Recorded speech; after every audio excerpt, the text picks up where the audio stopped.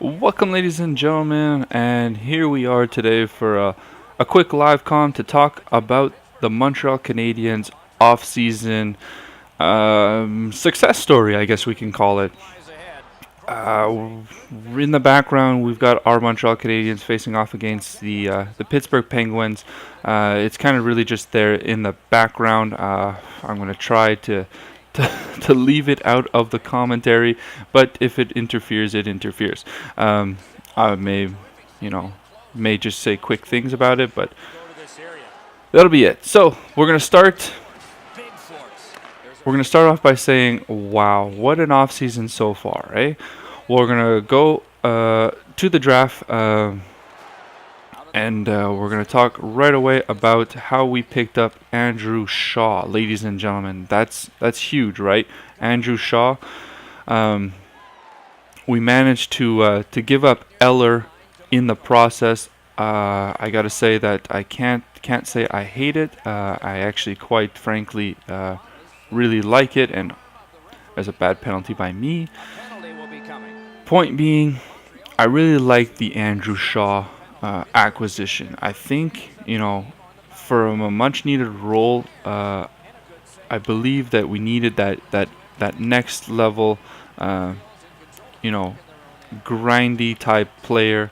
And of course Eller didn't pan out as he was supposed to, being a sniper of some sort, and really he didn't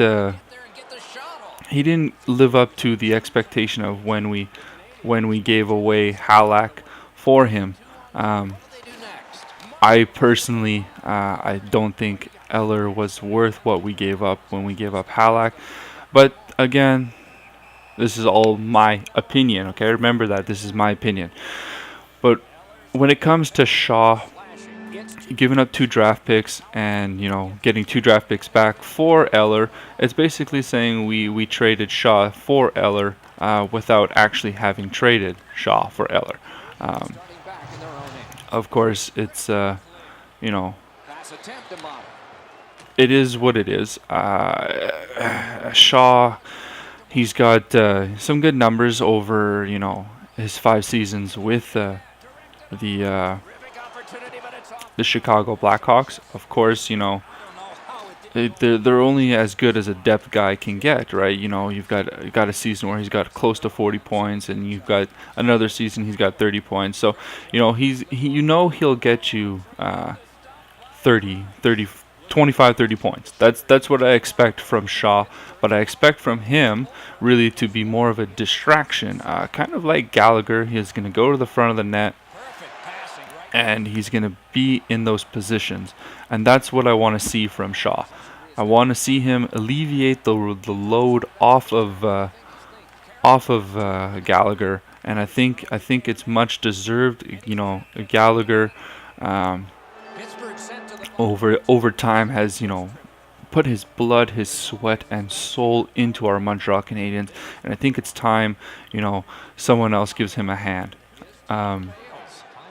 And be it that it's a 2-time winning Stanley Cup champion, I like it. I like the Andrew Shaw acquisition and signing, because we've now re-signed him to a good sized contract. He's going to be making $3.9 a season for the next 6 years. So it's going to be interesting to see for sure. Now, moving on to our next free agent signing, that being Alexander Radulov, ladies and gentlemen. I have mixed feelings about this one, because Radulov in the past has been known to be a bad locker room presence. Of course, he went on record and said the past is the past. He's doing what he can now to be better for his child. He says he's a father now. I believe he said daughter. To be honest, don't quote me on it. I'm not 100% sure. I'm not reading the quote as I'm going. It's a quote I read a couple days ago. But yeah, that's what he said. He wants to be better for his daughter, and that's just it's good to hear, because at the same time you want to see a player perform. You want to see him. He's getting a huge contract, one year at 5.75, I believe it was, and it's big money. It's big money to be dishing out for a guy who fled the NHL a couple seasons ago and went back to his home in Russia. It's never great when someone does that. Kind of look at Ilya Kovalchuk when he saddled the the New Jersey Devils. Excuse me, I was trying to put out my breath at the same time, and it's just I don't know. I'm really gonna be curious to see. And wow, Carey Price, could you save my ass more? We're struggling in this gameplay video of trying to get out of this first period, and I don't know. I don't know. We're struggling, like I'm saying. So moving on from Andrew Shaw and Alexander Radulov. I like the Radulov signing. One, because his numbers are good. You look at his numbers in the NHL, and you look at his numbers in the KHL. They're excellent numbers. He's got about 100 plus points in the NHL, played in 140 games, and in the KHL, well, he's got 430 some odd points. Again, I'm rattling the numbers off my head. I read them a day or two ago, and because I was preparing for this, and I maybe should have written it down instead of just reading it. But of course, I'm young enough that I can remember most of this stuff. So the good news is we blew a tire there with Gallagher. But Radulov's numbers are very nice for what's coming in. So it gives you that excitement that something is going to happen with Radulov, and that's kind of what I want to see happen. I want to see him come in and be a presence, be a great forward that the Montreal Canadiens haven't had in a while. We haven't had a 40-goal scorer since Vincent D'Anfous, and Pacioretty. He's getting close, but or did he get close? Oh man, that's gonna sound bad. I can't even remember if Pacioretty has scored a 40-goal season yet. I think he has, but being that if Pacioretty's done it, again, he's the first player to do it since Vincent D'Anfous in our Stanley Cup winning season, which, if all of you remember, is 1993. So, really, we need a scorer, and I think if Radulov can come in here and right away be that presence we want, and that presence we need, I think this could be an excellent signing. It's gonna be a to be seen basis, that's for sure. You can't say anything about it because it's not like he played in the league last year. So we're gonna have to. It's a wait and see, and October can't come fast enough as it stands. I just missed my hit there. Really. Wow, Carey Price. I know you guys are just seeing this as background and everything, and but wow. I hope this is what's going to be seen, because right now I've got no momentum, and Carey Price is just saving my ass right now. That's all that needs to be said about it. So yeah, ladies and gentlemen, Radulov, a to be seen basis. Of course, the season starts in October, and really, I can't wait. Now, we got some good depth for goaltending. you know, that this is an interesting signing in my opinion, because I thought Condon had played a decent enough season last year to have merited a backup role, but apparently not. And I mean, don't get me confused here. I don't know. I don't understand the. Oh, that's all on me. I wasn't aggressive enough there. That goal's on me. I don't get this signing quite right. It's a 1 year 950K signing for Al Montoya. Now, this is a guy who's been a career backup. He's only played 136 games in the NHL. He's got 55 wins and 40 losses, which when you look at it as a backup, those are pretty good numbers. It means, you know, as a backup, he can play solidly, you know, about 50% of his games, which in hindsight is not bad. You know, actually, I think it means he's over 50% on wins, because, well, yes and no. He's 55, 40, and 18 career, and he's only had one career season where he was under 500. You know, with Phoenix 3-1, New York Islanders 9-15, New York Islanders 9-11, Winnipeg first season 3-1, Winnipeg second season 13-8. First season, my bad, with the Florida Panthers 6-7, and then 12-7-3 with the in his second season with the Panthers. So he's played, you know, decent. His first and second seasons with the club. So it'll be interesting to see, because I'm pretty sure, you know, he'll play backup role to Carey Price, or even a minor league role in case there's an injury or whatnot. And really, I just gave up that shot like there's no tomorrow. So I can't even switch players. I don't even know what the fuck's going on here with this game. Well, ladies and gentlemen, I'm about to get absolutely destroyed in this game, as we're talking about, and I'm going to save the third period to talk about Shea Weber and the PK Subban signing. It's a big one. So let's just take a quick look at the stats here, and we're getting absolutely dominated. You know, this guy deserves to win.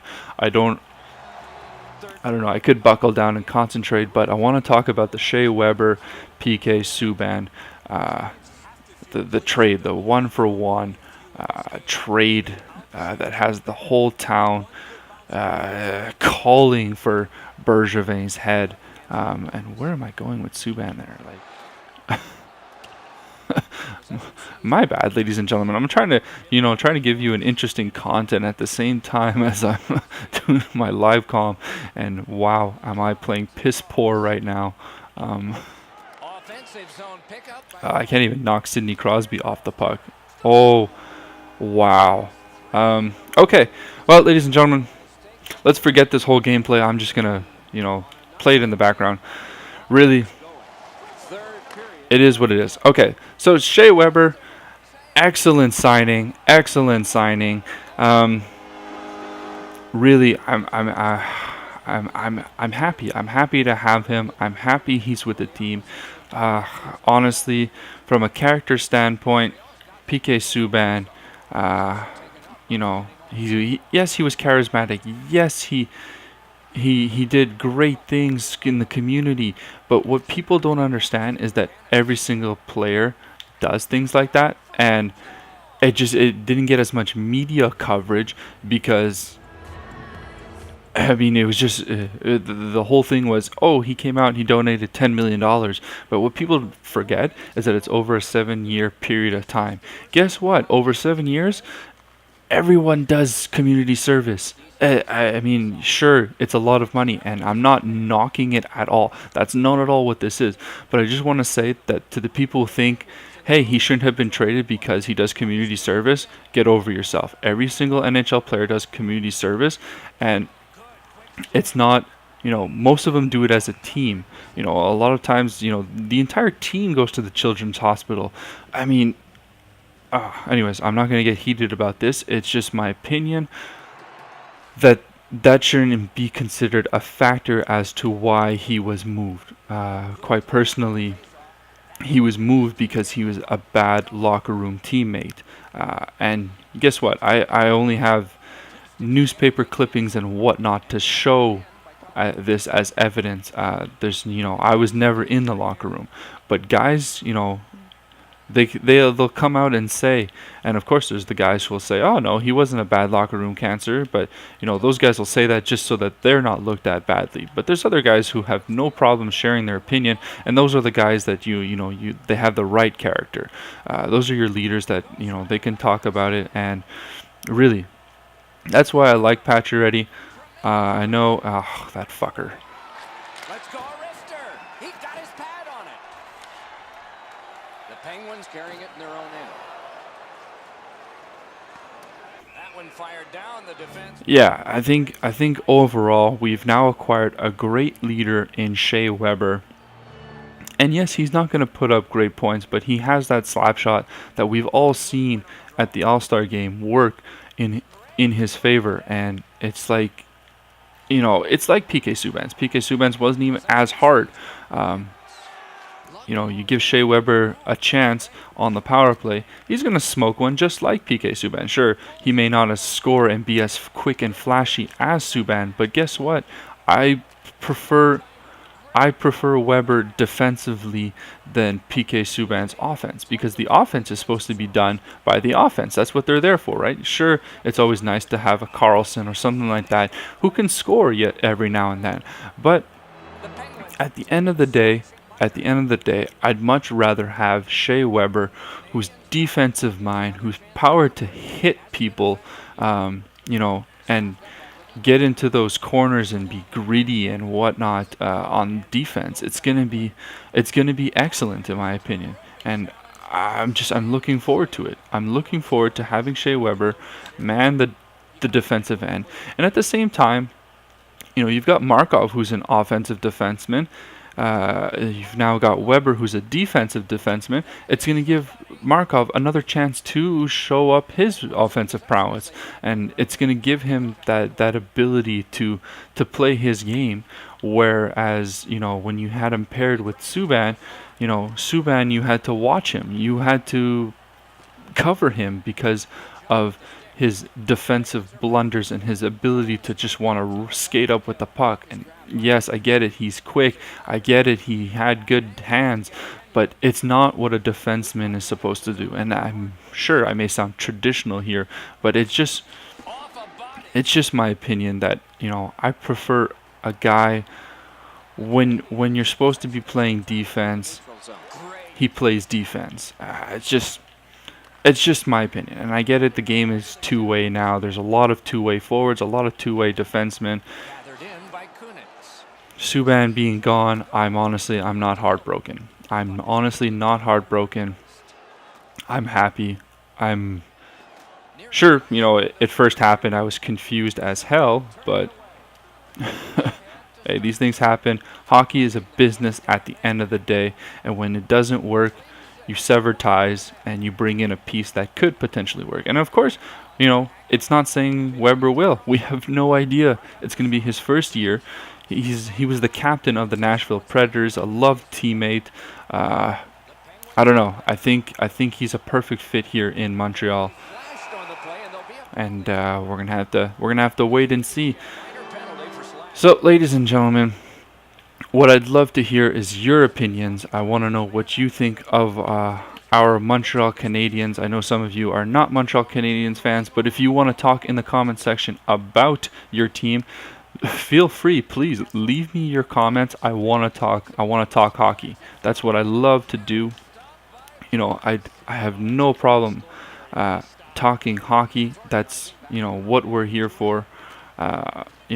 First and foremost, before I do anything else, we are a hockey channel. First and foremost, we're a gaming channel, but hockey is our main priority. Right now, we're in a bit of a lull for NHL 16 because, it unfortunately died a little quicker than it should have. And that's it, ladies and gentlemen. So please leave your comment sections down below. You can also tell me how much I sucked this game because, wow, I've never been outplayed this badly. Well, I have, but on video. I mean, whew. But anyways, the point being is that, we were here to talk about hockey, and this was just background noise. We got absolutely smoked, but that's okay. So, ladies and gentlemen, let me know what you think down below in the comment sections. Let's have a hockey discussion. Any team or the Montreal Canadiens, you let me know. And again, guys, remember, stay frosty.